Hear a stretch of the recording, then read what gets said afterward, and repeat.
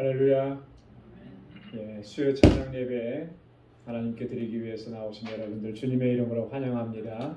오늘 하루도 주님의 은혜 가운데 또 믿음으로 승리하는 삶을 살게 하셨습니다.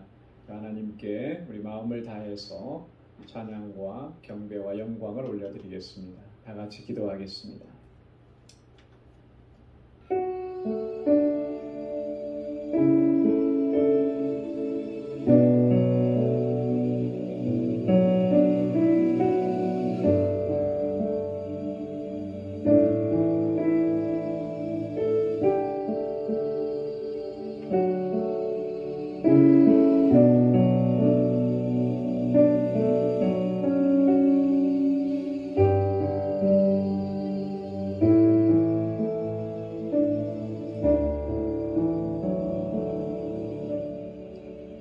할렐루야. 새 노래로 여호와께 노래하며 성도의 예배 중에서 찬양할지어다.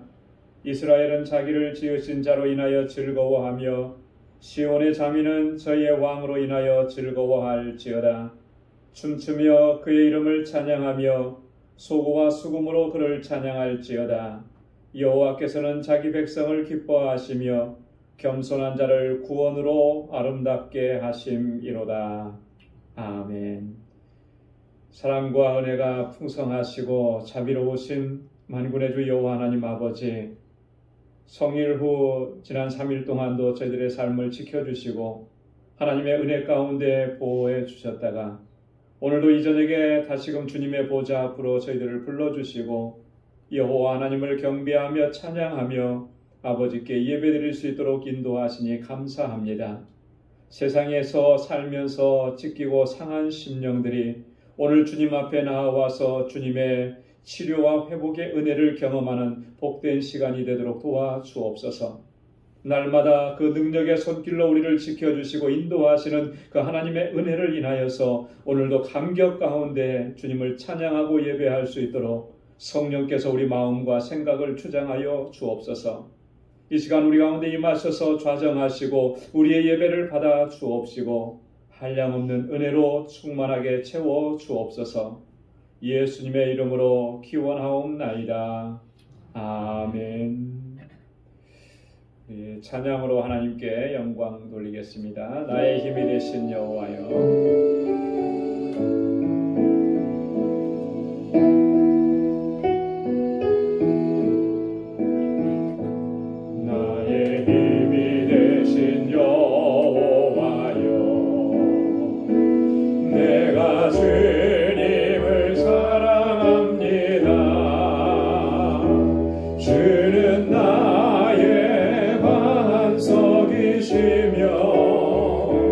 나의 요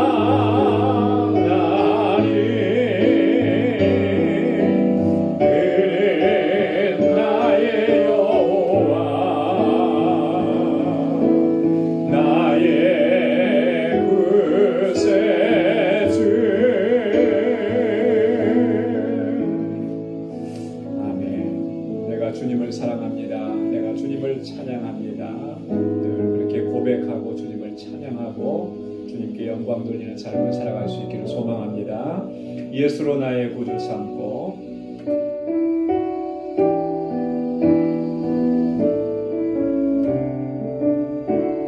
예수로 나의 구주 삼고 성령과 피로써 거듭나니 이 세상에서 내 영혼이 하늘의 영광 누리노라.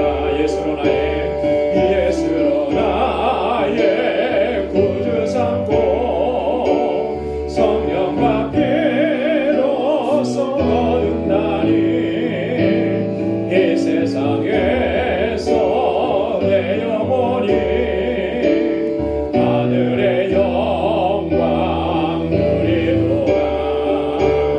이것이 나의 간증이요 이것이 나의 찬송일세.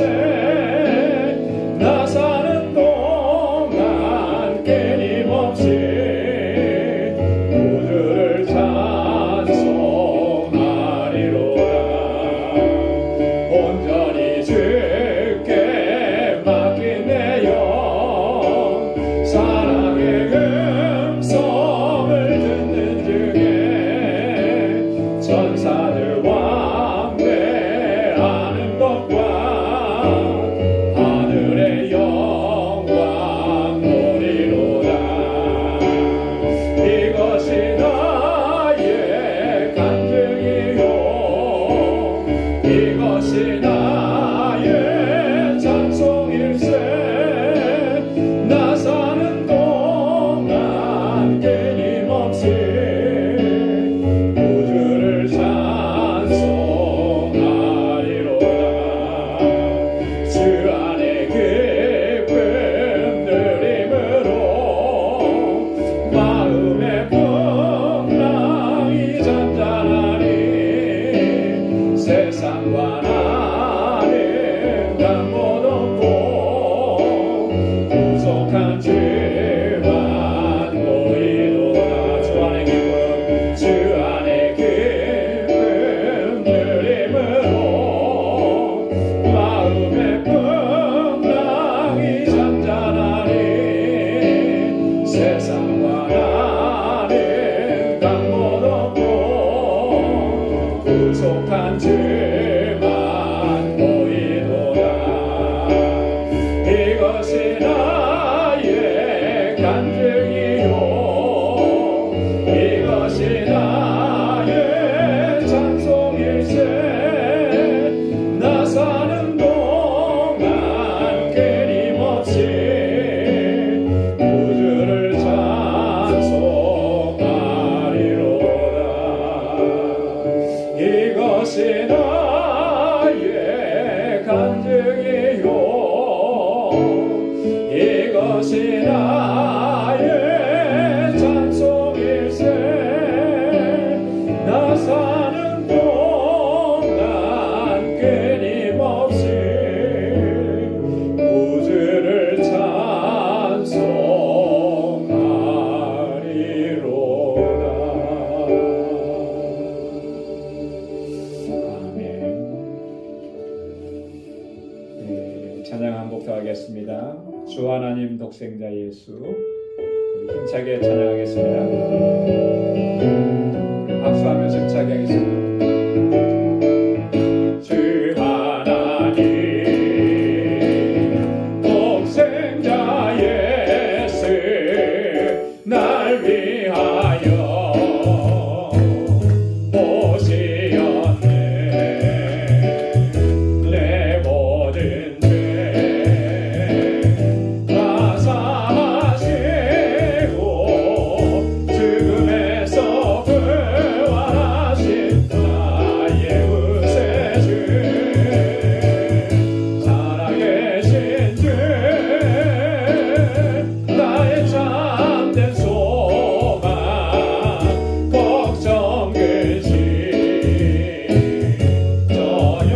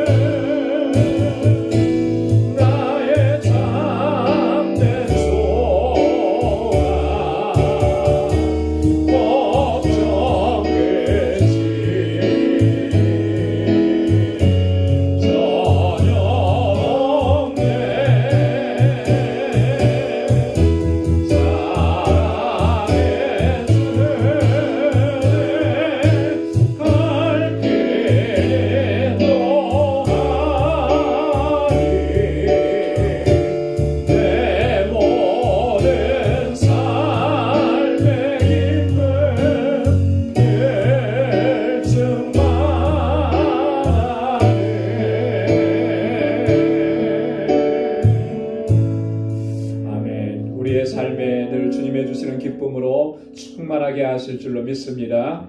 우리 이 시간 다 같이 통성으로 함께 기도하겠습니다. 오늘 주님 앞에 가지고 나온 기도의 제목들을 하나님 앞에 아뢰고 또 우리 교회를 위해서 기도해 주시고 우리 지체들을 위해서 기도해 주시고 우리 선교사님들을 위해서 같이 기도해 주시고 특별히 육신의 연약함을 인해서 고통 중에 있는 우리 사랑하는 형제와 자매들을 위해서 기도해 주시고 이곳에서 자라나는 우리 어린 학생들, 청년들 또 하나님께서 붙잡아 주시고 인도해 달라고 우리 다 같이 통성으로 함께 같이 기도하겠습니다. 은혜가 풍성하시고 자비로우신 아버지 하나님 참 고맙고 감사합니다. 오 하나님 아버지 하루하루를 살아가는 동안에도 저희들을 눈동자와 같이 지키시며 그 강하신 팔로 능력의 팔로 항상 붙들어 주시고 아버지 하나님 믿음 안에서 살아갈 수 있도록 하나님 항상 저희들을 바른 길로 인도해 주시니 감사합니다. 연약하여 자주 넘어지고 쓰러집니다. 하나님 불쌍히 여겨주시고 다시 일으켜 세워주시고 하나님 성령의 충만한 가운데 살아갈 수 있도록 주님의 보좌 앞으로 은혜의 보좌 앞으로 이렇게 불러주신 것 감사합니다. 오 하나님 아버지 나를 구원하신 아버지의 은혜 우리가 한순간도 잊지 않게 도와주시고 날마다 베풀어 주시는 그 하나님의 선하신 능력의 손길 늘 아버지 기억할 수 있도록 도와주시고 오직 주님만 의지하고 믿음으로 살아가는 저희들 되게 하여 주옵소서. 오 하나님 아버지 이 시간 주님 앞에 간절히 간구하고 기도합니다. 아버지께서 세워주신 우리 방주교회 이 공동체 믿음의 공동체를 아버지 견고하게 붙잡아 주옵소서. 아버지는 주님의 핏값으로 세워주셨고 오 하나님 주님의 뜻을 이루시기 위해서 이곳에 주의 백성들을 불러 모아주시고 아버지의 한 믿음으로 주님을 섬기게 하셨습니다. 하나님의 뜻을 온전히 이루어갈 수 있는 하나님의 신실한 백성들이 다 될 수 있도록 도와주시고 무엇보다도 하나님 구원의 방주로서의 사명을 잘 감당하게 하시고 세상을 향하여서 진리의 등대가 될 수 있도록 인도하여 주옵소서. 믿음의 역사와 사랑의 수고와 소망의 인내로 소망한 교회가 되게 하옵시고 아버지 하나님 특별히 이 재단에 세워주신 하나님의 귀한 종들 주님의 신실한 일꾼들 기름 부어 세우셔서 이 능력으로 함께 하시고 아버지 하나님 맡은 바 아버지 하나님의 책임을 다하며 충성을 다하는 사랑하는 주의 종들의 그 힘과 수고와 그 눈물을 하나님 기억해 주시고 하나님 저에게 놀라우신 은혜와 복을 더하여 주옵소서.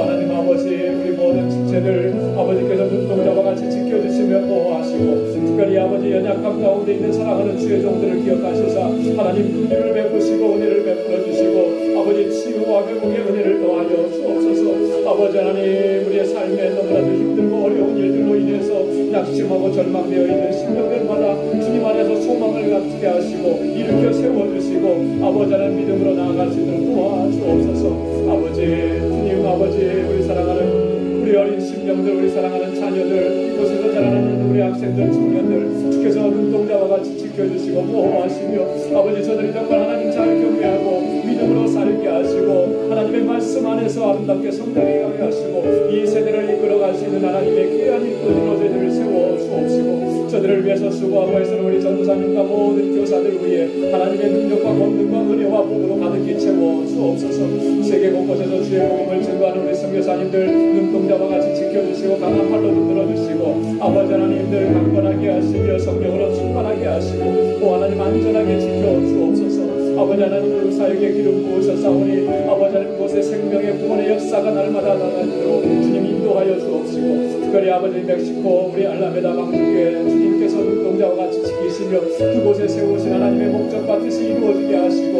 우리 정득서 선교사님과 우리 모든 사역자들 아버지께서 붙잡아 주시옵소서. 이 알라메다 지역이 정말 아버지 다 예수 믿고 구원받는 놀라운 구원의 역사가 일어나도록 주께서 역사하시고 인도하여 주옵소서. 오 하나님 아버지 이 땅을 기억해 주시고 이제 아버지 하나님의 새로운 지도자를 세우셨사오니 이 나라가 아버지 정말 하나님의 뜻에 아버지 하나님 바르게 성할 수 있도록 도와주옵시고 정말 위정자들이 하나님을 두려워할 줄 아는 귀한 마음을 갖게 하시고 이 나라가 정말 처음 세워졌던 그 하나님의 뜻에 합당하게 세워져 갈 수 있도록 은혜를 베풀어 주옵소서. 오 하나님 아버지 주님 앞에 나와서 간절하게 간구하고 기도합니다. 이 시간 주의 종들의 기도마다 하나님 선하신 응답을 허락해 주시고 하나님의 귀하신 역사를 함께하여 주옵소서. 아버지 하나님 말씀을 사모합니다. 우리의 심령 가운데 하나님의 귀하신 말씀으로 이 시간도 채워주시고 주님 앞에 새롭게 결단할 수 있는 은혜의 시간으로 인도하여 주시옵소서. 모든 것 감사합니다. 모든 영광 주님 앞에 올려드립니다. 예수님의 이름으로 간절히 기도드리옵나이다. 아멘. 아멘. 우리의 간절한 기도에 하나님 또 선하신 응답을 허락해 주실 줄로 믿습니다. 이제 하나님의 말씀을 같이 묵상하겠습니다. 오늘 묵상할 하나님 말씀은 사도행전 제13장 13절에서부터 41절까지 말씀입니다. 사도행전 제13장 13절에서 41절까지 한 절씩 교독하겠습니다. 바울과 및 동행하는 사람들이 바보에서 배 타고 밤빌리아에 있는 버가에 이르니 요한은 저희에게서 떠나 예루살렘으로 돌아가고 저희는 버가로 지나 비시디아 안디옥에서 다시 들어가 율법과 선지자의 글을 읽은 후에 회당장들이 사람을 보내 연부로 가로되 형제들아 만일 백성을 권할 말이 있거든 말하라 하니 이스라엘 사람들과 이 하나님을 경외하는 사람과 이 이스라엘 백성이 하나님이 우리 조상들을 택하시고 애굽 땅에서 나그네 된 그 백성을 높여 큰 권능으로 인도하여 내사 가나안 땅 7 족속을 멸하사 그 땅을 기업으로 주시고 약 450년간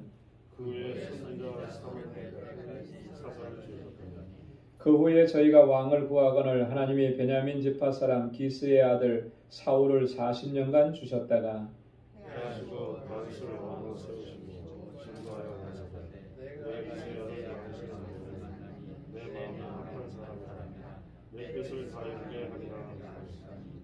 하나님이 약속하신 대로 이 사람의 씨에서 이스라엘을 위하여 구주를 세우셨으니 곧 예수라.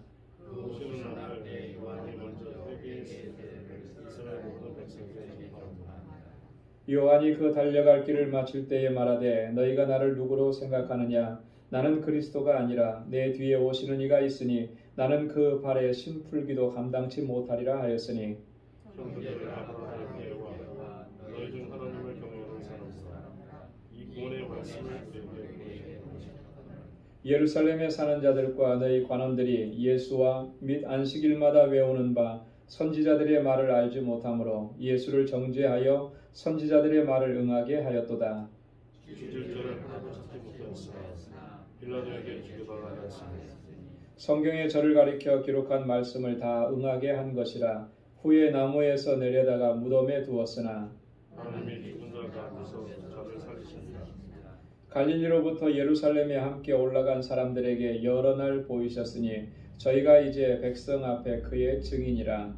우리도 조상들에게 주신 약속을 너희에게 전하노라. 곧 하나님이 예수를 일으키사 우리 자녀들에게 이 약속을 이루게 하셨다 함이라.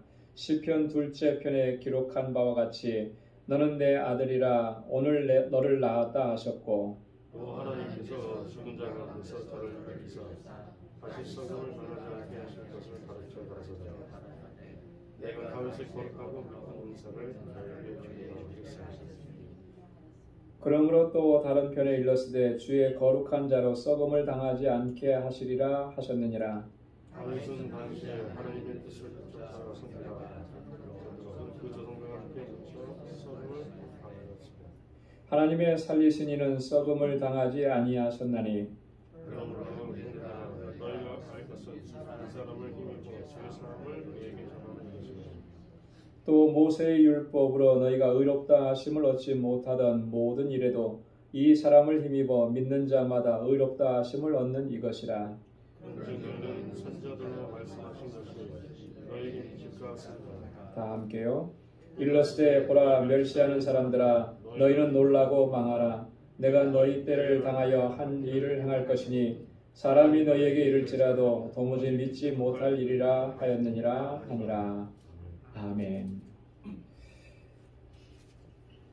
오늘은 지난주에 이어서 우리 바울과 바나바의 1차 선교 여행 두 번째 시간입니다. 13절에서부터 41절까지 좀 긴 내용인데 오늘 이 본문의 말씀을 보면 크게 이제 두 부분으로 구성이 되어 있죠.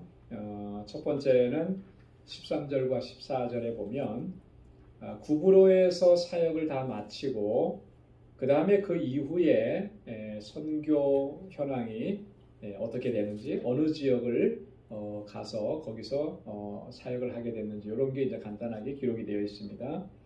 그리고 15절에서부터 41절까지는 비시디아 안디옥이라는 곳이 있어요. 비시디아 안디옥에서 사역했던 내용들, 특별히 여기서 바울이 이제 회당에 들어가서 복음을 전하죠. 설교를 합니다. 전도 설교라고 우리가 이렇게 할 수 있는데 바울이 한 그런 전도 설교의 내용들을 아주 길게 기록을 해놓고 있습니다. 본문을 전체로 보면은 먼저 이 구브로 선교 이후에 그 바울과 바나바 그리고 함께했던 일행들이 지나간 그 장소들을 보면요, 이 바보라고 하는 곳에서 이 바보라고 하는 곳이 구브로 섬의 어느 쪽에 위치해 있는지 혹시 기억나세요? 맨 왼쪽 편이죠. 그러니까 지도상으로 보면 서쪽이에요, 그죠? 맨 서쪽 끝에 이 바보라고 하는 이 지역이 있습니다. 여기는 굉장히 구브로 전체의 어떤 수도와 같은 그런 곳이고 경제적으로나 뭐 어떤 그 군사적으로나 굉장히 중요한 그런 장소입니다. 여기에 또 유대인들이 또 많이 살고 있었고 회당이 많이 있었어요. 그래서 바울은 이 회당에 가서 또 복음을 전했던 거죠. 그리고 나서 이제 이렇게 배를 타고 이동을 합니다. 그래서 비시디아라고 하는 이 지역으로 이제 밤빌리아라고 하는 지역으로 먼저 가요. 밤빌리아라고 하는 지역에 가서 버가라고 하는 곳에 도착을 하죠. 거기에 도착을 하고 거기서 있었던 그 한 가지 사건을 기록해 놓고 있는데 그 사건 외에 버가에서 뭐 어떤 일을 했었는가 뭐 이런 것에 대해서는 자세하게 기록을 해놓지 않고 있습니다. 그리고 나서 이제 비시디아 안디옥이라고 조금 더 내륙 지방으로 들어가게 됩니다. 그래서 이 비시디아 안디옥에서 이제 사역한 내용 이렇게 볼 수가 있습니다. 근데 여기 13절, 14절에서 보면 한 가지 특이한 점이 이제 두 가지가 나타나요. 첫째는 뭐냐면 선교 1차 선교 여행의 그 중심이 리더의 중심이 바뀌는 거예요. 그죠? 지금까지는 어떻게 보면 바나바가 중심적인 역할을 했다면 이제 바울에게로 그 리더의 중심이 옮겨가고 있는 것을 볼 수가 있습니다. 그래서 13절 처음에 보면은 뭐라고 했습니까? 바울과 및 동행하는 사람들이 이렇게 기록을 하고 있죠. 성경에는 보면요, 항상 그 원칙이 있어요. 이름이 쭉 나열될 때 그냥 이렇게 쭉 나열한 게 아니고 그 중요한 그 중요도에 따라서 이렇게 순서대로 나옵니다. 그래서 대체적으로 보면 그 이름이 제일 먼저 나오면 그 사람이 중요한 역할을 하는 그런 사람이에요. 그래서 오늘 본문에도 보면 바울이라는 이름이 이제 제일 먼저 전면에 등장을 하잖아요.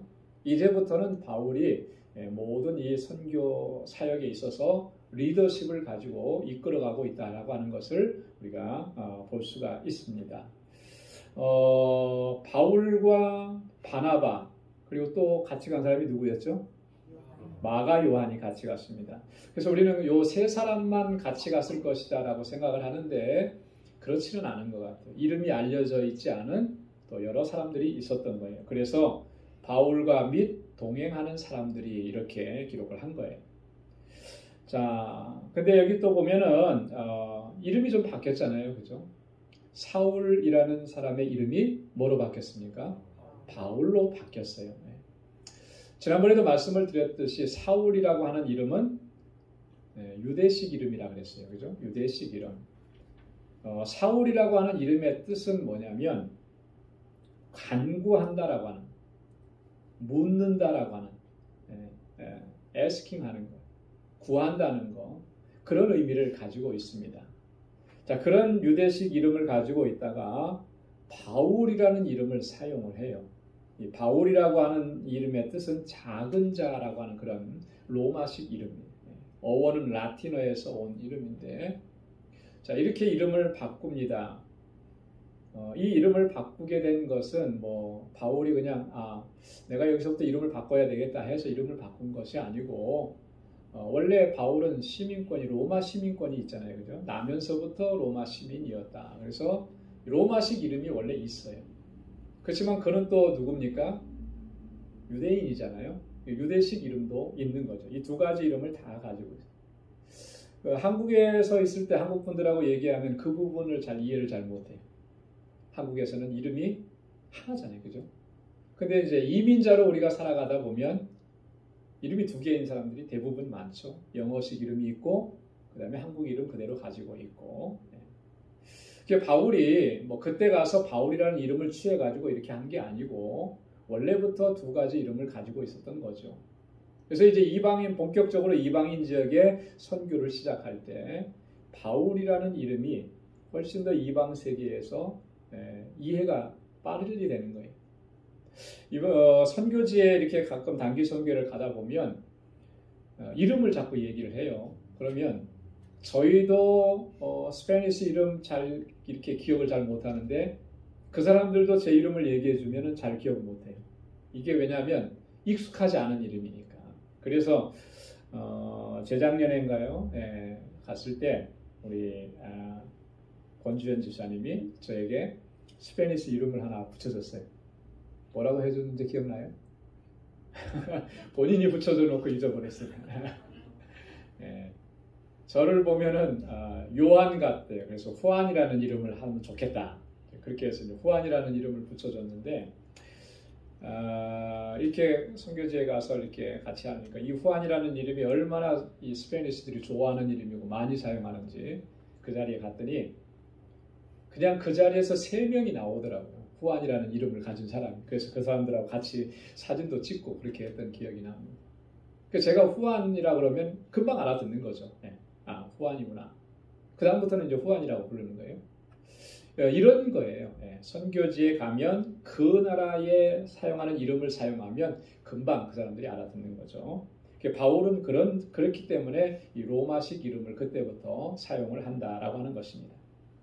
자, 버가에서 또 한 가지 사건이 하나 일어났습니다. 그게 뭐냐면 지난번에도 말씀을 드렸던 것처럼 마가 요한이 더 이상의 선교 여행을 같이 못하고 포기하고 예루살렘으로 돌아간 거예요.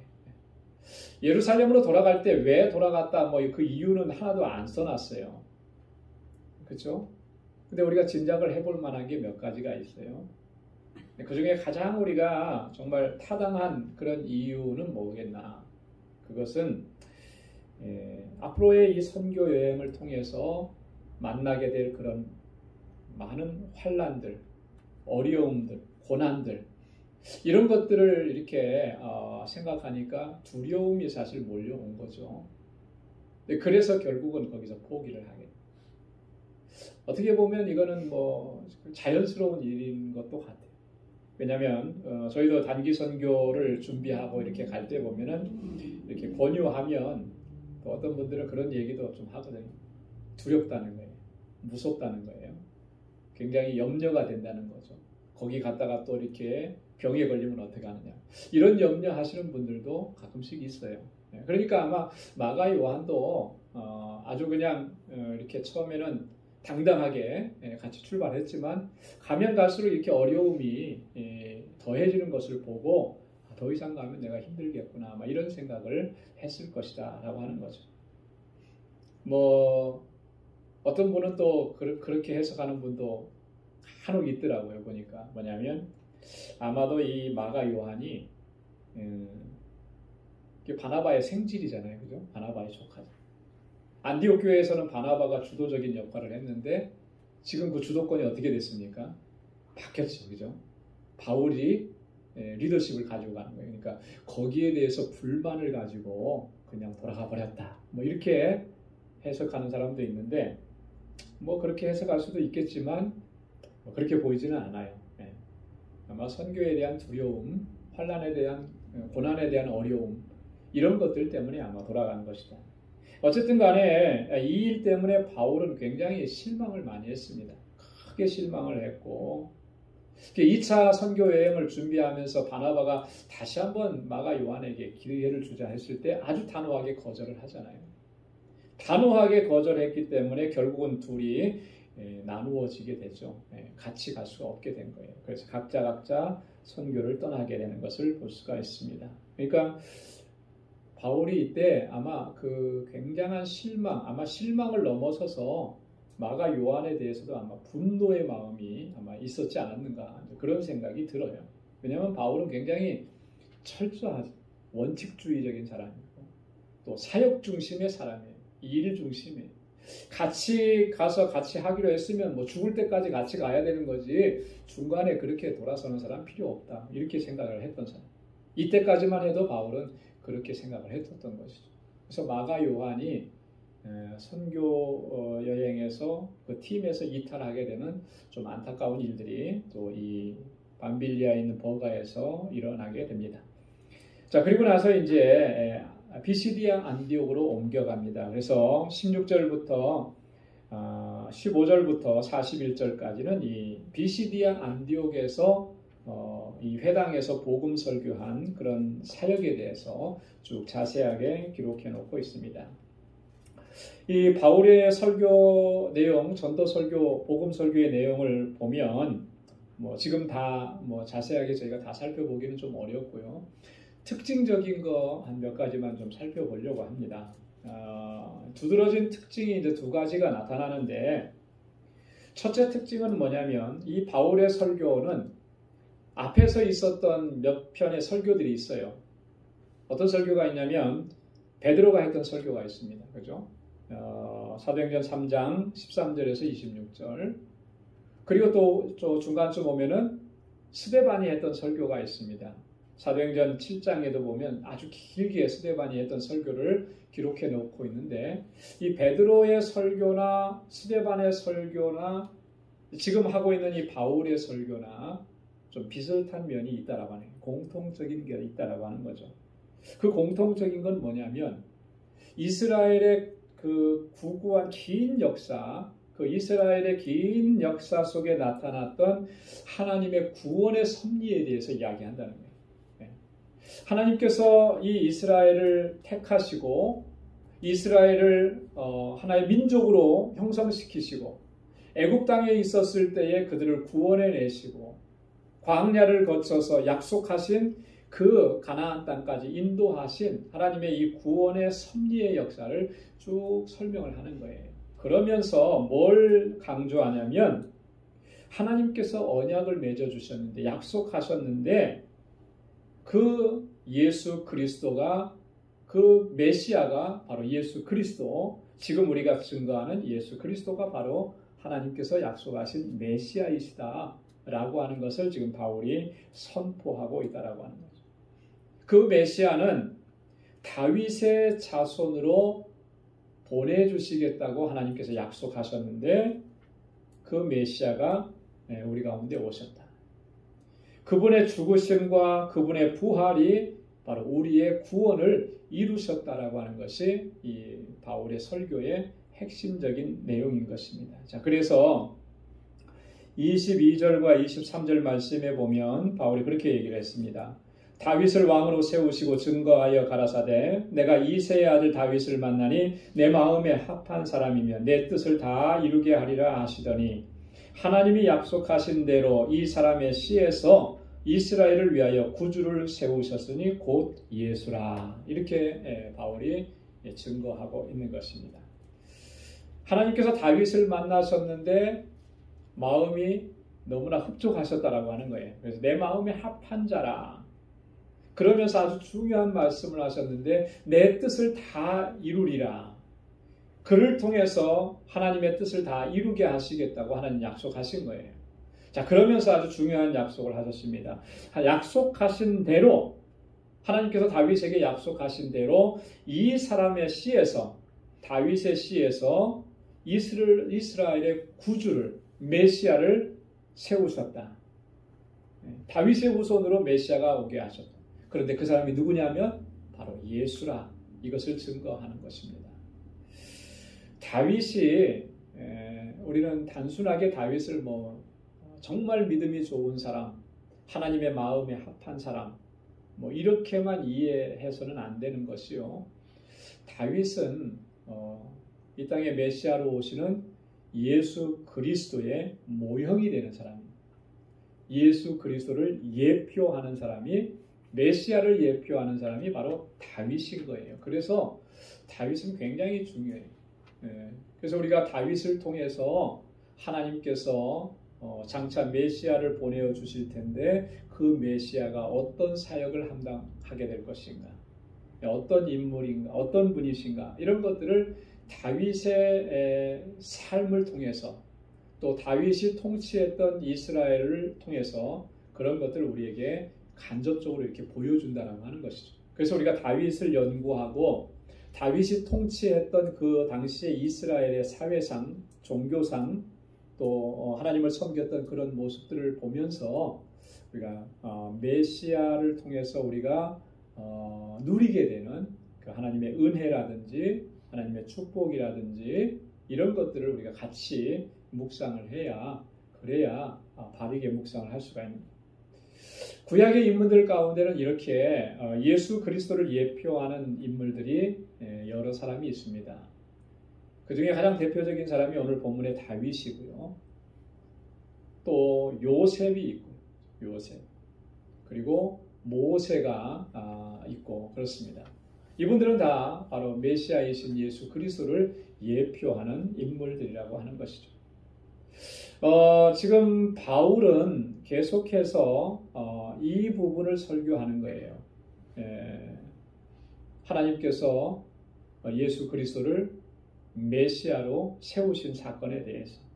자, 그래서 29절 30절 말씀에도 보면 성경에 저를 가리켜 기록한 말씀을 다 응하게 한 것이라. 후에 나무에서 내려다가 무덤에 두었으나 하나님이 죽은 자 가운데서 저를 살리신지라. 저를 가리켜 기록한 말씀, 이게 뭐냐면 메시아에 대한 예언을 말하는 거죠. 그것이 다 응하게 하셨다. 하나님이 죽은 자 가운데서 저를 살리셨다. 죽은 자 가운데서 살리신 것을 우리는 뭐라고 얘기하죠? 부활이라고 하잖아요. 부활. 누구를 그렇게 하셨다는 거예요? 예수 그리스도를 하나님께서 그렇게 다시 살리셨다라고. 또 33절에서 35절 말씀에서도 반복해서 얘기합니다.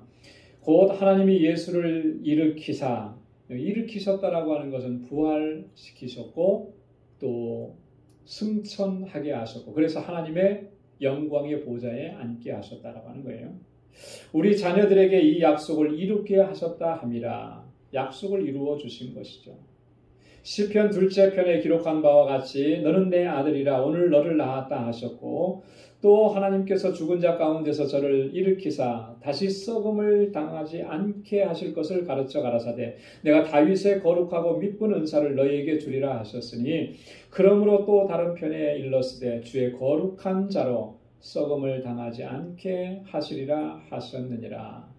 썩음을 당하지 않는다라고 하는 건 뭐예요? 부활하는 걸 얘기하는 거죠.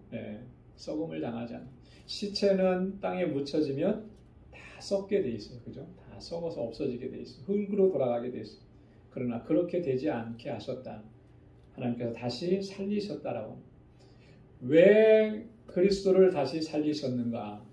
바로 우리의 구원을 위해서, 우리의 영원한 생명을 위해서 예수 그리스도를 다시 살리셔서 우리로 하여금 영원한 생명에 대한 소망이 있게 하시고 영원한 삶을 누릴 수 있도록 하나님 그렇게 역사하셨다라고 하는 것. 그것을 지금 바울이 설명을 하고 있는 건데, 과거에 하나님께서 다윗을 통해서 약속하셨던 그 모든 약속들을 이렇게 이루시면서 우리의 구원을 허락해 주셨다. 이것을 이야기하는 것입니다. 자, 이 또 사도 바울의 이 비시디아 안디옥에서의 설교의 두 번째 특징은 뭐냐면요. 여러분, 바울의 신학, 바울이 전한 이 복음의 가장 핵심적인 내용이 뭐냐면, 여러분 뭐겠습니까? 구원은 믿음으로 되리라. 그렇죠. 믿음으로 말미암아 우리가 의롭다함을 얻는다. 이걸 줄여서 얘기하면 이신칭의라 그래요. 이신칭의. 이신득의라 이렇게 얘기하기도 하고. 이 바울의 신학에 있어서 또 복음의 가장 핵심적인 내용이 이거랍니다. 믿음으로 말미암아 우리가 의롭다함을 얻고 믿음으로 말미암아 우리가 구원함을 얻는다라고 하는 것. 바로 이 바울의 가장 중심적인 사상이 오늘 본문에서부터 나타나기 시작합니다. 그래서 39절 말씀을 보면 우리 39절 말씀 한번 다 같이 읽어볼까요? 시작. 또 모세의 율법으로 너희가 의롭다 하심을 얻지 못하던 모든 일에도 이 사람을 힘입어 믿는 자마다 의롭다 하심을 얻는 이것이라. 아멘. 바울이 지금 굉장히 중요한 내용을 지금 전파하고 있는 거예요. 모세의 율법으로 너희가 의롭다 하심을 얻지 못하던 그 모든 일에도, 여러분 모세를 통해서 하나님께서 우리에게 율법을 주셨는데 율법은 온전한 것입니다. 그죠? 율법은 거룩한 거예요.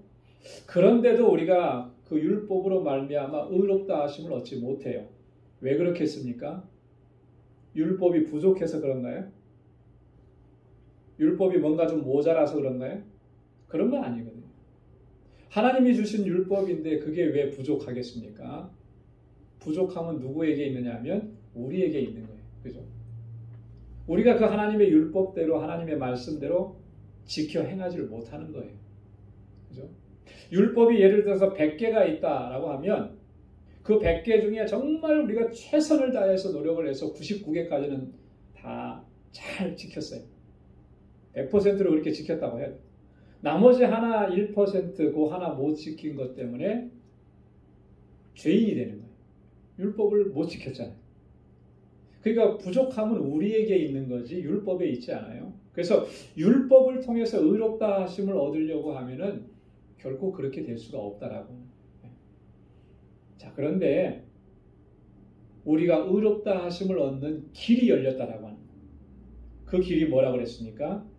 이 사람을 힘입어. 이 사람이 누구예요? 예수 그리스도. 예수를 힘입어 그를 믿는 자마다 의롭다 하심을 얻는 것이라. 할렐루야. 여러분 우리가 만약에 지금까지도 율법을 지켜 행해야만 의롭다 하심을 얻는다. 만약 이랬다면 의롭다 함을 얻을 수 있는 사람은 아무도 없을 거예요. 우리에게 참 은혜라고 하는 것은 예수 그리스도를 보내주셨고 그분이 십자가에 달려서 내 죄를 대신해서 죽으신 이 사실을 우리가 믿음으로 받아들이고 그 믿음을 가지고 있는 자들을 하나님께서 의롭다고 여겨주시는 것. 이게 얼마나 우리에게 정말 복음인지 모르겠어요. 그죠? 이게 복음인 거죠. 이게. 그래서 이신칭의가 복음의 핵심이라고 하는 거예요. 그래서 종교개혁을 이끌었던 마틴 루터의 중심 사상도 바로 이신칭의의 믿음으로 말미암아 의롭다함을 얻는다. 바울은요, 바울 서신서에서 계속해서 반복해서 이것을 강조합니다. 로마서 3장 28절에도 보면 그러므로 사람이 의롭다 하심을 얻는 것은 율법의 행위에 있지 않고 믿음으로 되는 줄 우리가 인정하노라. 갈라디아서 2장 16절에도 보면 사람이 의롭게 되는 것은 율법의 행위에서 난 것이 아니오 오직 예수 그리스도를 믿음으로 말미암는 줄 아는 거로 우리도 그리스도 예수를 믿나니 이는 우리가 율법의 행위에서 아니고 그리스도를 믿음으로써 의롭다함을 얻으려 함이라. 율법의 행위로서는 의롭다함을 얻을 육체가 없느니라. 자, 율법을 지켜 행하는 것으로는 의롭다함을 얻을 수 있는 사람은 아무도 없다는 거예요. 우리의 부족함 때문에 그런 거죠. 그러나 예수 그리스도를 믿는 믿음으로 우리를 의롭다고 하신 것, 우리를 구원해 주신 것, 이게 얼마나 큰 은혜냐. 그래서 우리가 믿음으로 말미암아 의롭다 하심을 얻는 그 은혜를 허락해 주신 하나님께 늘 감사하고 찬양하고 영광을 돌려야 할 줄로 믿습니다. 오늘 이 바울의 설교의 특징은 그 두 가지를 살펴봤고요. 이 바울 설교에 있어서 우리가 또 주목해야 할 것 두 가지를 좀 간단하게 살펴보려고 합니다. 첫 번째는 뭐냐면 참고 기다리시는 하나님이에요. 참아주시고 기다려주시는 하나님.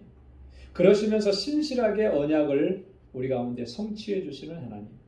18절에서부터 20절까지 말씀해 보면 이렇게 기록하고 있습니다.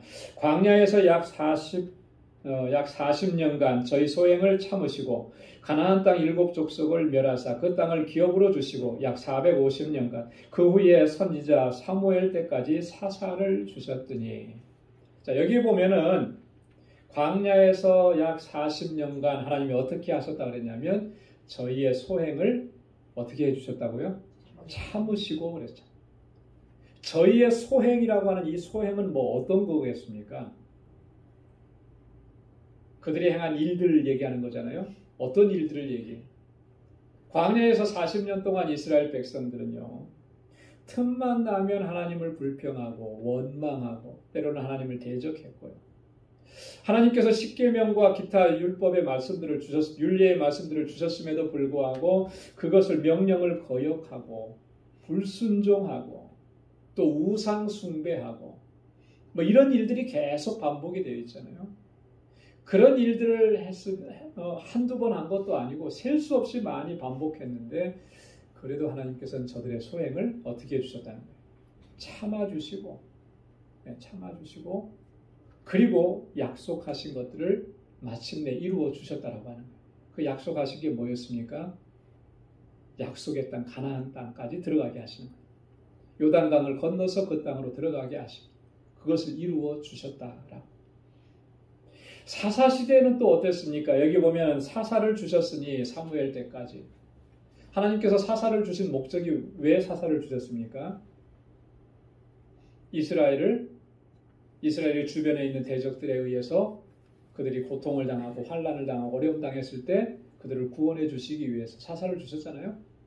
자, 그런데 문제는 뭐냐면 그 전 단계를 한번 봐야 된다라고 하는 거예요. 그들이 왜 대적들의 손에 의해서 고난을 당하고 어려움을 당하고 환난을 당하게 되었는가? 그건 하나님의 징계였다라고 하는 거죠. 그죠? 하나님께서 좀 평안함을 주시면 더 하나님 잘 섬겨야 되는데 자기 멋대로 하는 거예요. 또 우상 숭배하고 하나님 거역하고 그래서 하나님께서 징계하시는 거죠. 막 고통스러워하면 하나님 앞에 부르짖으니까 또 하나님께서 구원자를 보내시는 거예요. 그게 사사들이에요. 그래서 구원해내요.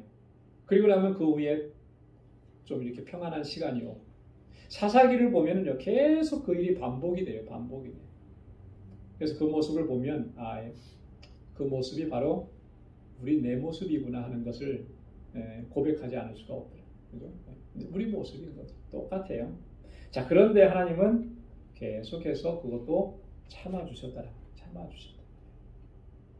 참고 기다려주시는 하나님, 우리에 대해서 인내해 주시는 하나님, 그렇게 하나님께서 우리를 인내해 주셨고 참아 주셨기 때문에 오늘 우리가 이 자리에 서 있고 하나님의 구원의 은혜를 누리면서 살아가게 된 줄로 믿습니다. 여러분, 이거 우리가 기억을 해야 돼요. 우리가 뭐 잘하고 뭐 대단하고 뭐 그래서 우리가 은혜 가운데 살아가는 게 아니고요. 하나님이 참아 주시는 거예요. 하나님 기다려 주시는 거예요.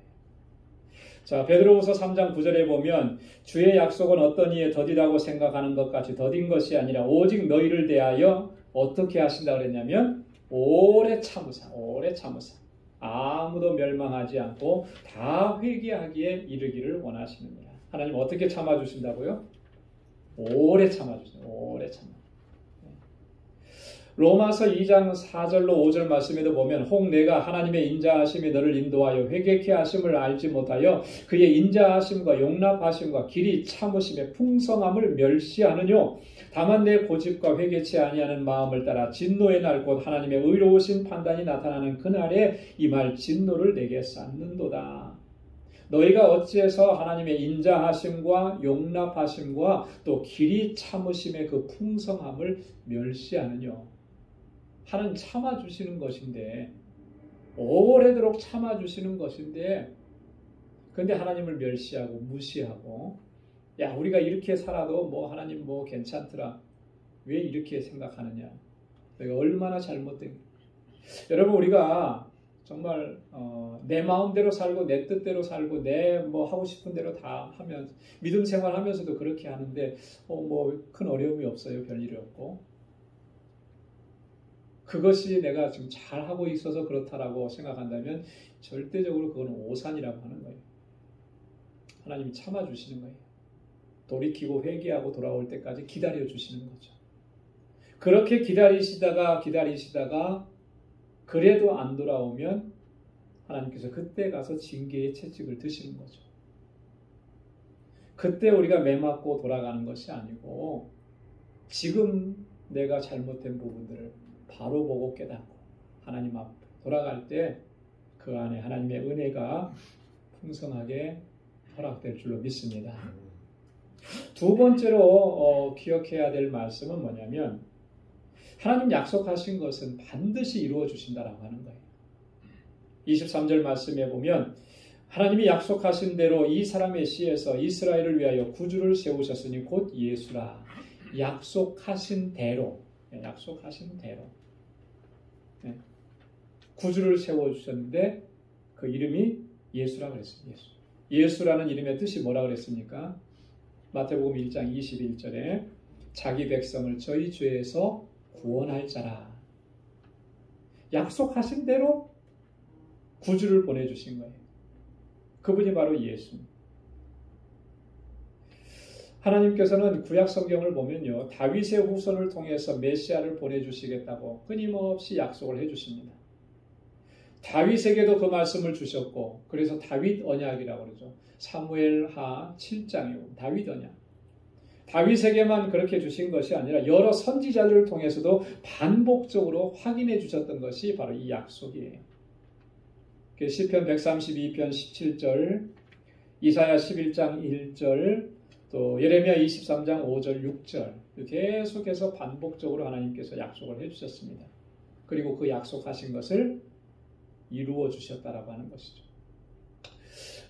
이 성경은 어떤 책이라고 그랬냐면 하나님의 약속의 책이라고 그랬습니다. 약속의 책, 언약의 책이에요.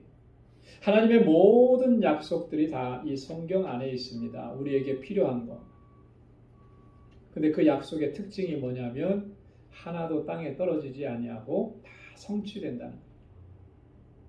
여러분 이 사실을 믿습니까? 이 하나님의 약속은 반드시 성취된다라고 하는 것을 우리가 분명하게 믿고 확신해야 하나님의 이 말씀들 하나하나가 내게 큰 은혜가 되는 거예요. 이 약속의 말씀을 붙잡고 하나님께서 성취해 주시고 이루어 주시는 것을 분명하게 확신하고 그렇게 우리가 믿음의 길을 걸어가야 그 사람이 바로 승리의 삶을 살아가게 되는 줄로 믿습니다. 하나님의 약속을 견고하게 붙들고 믿음으로 살아. 그럴 때 하나님의 약속이 우리 가운데서 이루어지는 거 우리가 체험하게 되고 우리의 삶은 어떠한 어려움이 있어도 환난이 있어도 승리하는 삶을 살게 되고 또 영광을 돌리게 될 줄로 믿습니다. 우리 방주교회 권성교 여러분들, 전하 여러분들이 모두가 하나님의 약속 안에 견고하게 서서 또 하나님께 영광 돌리는 삶, 다윗과 같이 하나님의 기쁨이 되는 삶, 하나님의 마음에 합한 자의 삶을 살아갈 수 있는 우리 모두가 될 수 있기를 주님의 이름으로 축원합니다. 기도하겠습니다. 하나님 아버지 참 감사합니다. 오늘 이 저녁에도 저희들을 이렇게 사랑하셔서 주님 찬양하고 예배하게 하시고 또 하나님의 귀한 말씀을 들려주셔서 하나님의 약속 안에 거할 수 있도록 은혜 주심을 감사합니다. 신실하신 하나님 주님만을 의지하고 믿음으로 살아갈 수 있도록 도와주옵소서. 우리는 너무나 연약하여서 자주 넘어지고 쓰러지고 또 하나님의 이름을 또 욕되게 할 때가 얼마나 많았는지 모릅니다. 그럼에도 불구하고 하나님 오래 참아주시고 기다려주시고 우리를 다시 회복시켜주시고 은혜 안에 거하도록 인도해 주시니 하나님 감사합니다. 그 하나님의 은혜를 늘 기억하고 하나님 주님 안에서 견고하게 서서 하나님 주님의 영광을 위해서 살아갈 수 있는 우리 방주의 모든 믿음의 권속들이 다 되게 하여 주옵소서. 저들의 가정에 주님의 평강을 더해 주시고 그 서로로 하는 모든 일 가운데 하나님 형통의 복을 더하여 주옵시고 늘 주님께서 동행해 주시고 이끌어 주셔서 승리의 삶을 살아가도록 도와 주옵소서. 이제는 우리 주 예수 그리스도의 무한하신 은혜와 하나님 아버지의 크고 놀라우신 사랑과 성령의 위로 교통 충만하심의 역사가 우리 주님의 약속을 붙잡고 믿음으로 살아가기로 결단하는 우리 방주의 모든 믿음의 권속들과 저들의 가정과 직장과 생업의 터전과 학업 위에 이제로부터 영원까지 함께 하시기를 간절히 축원하옵나이다. 아멘.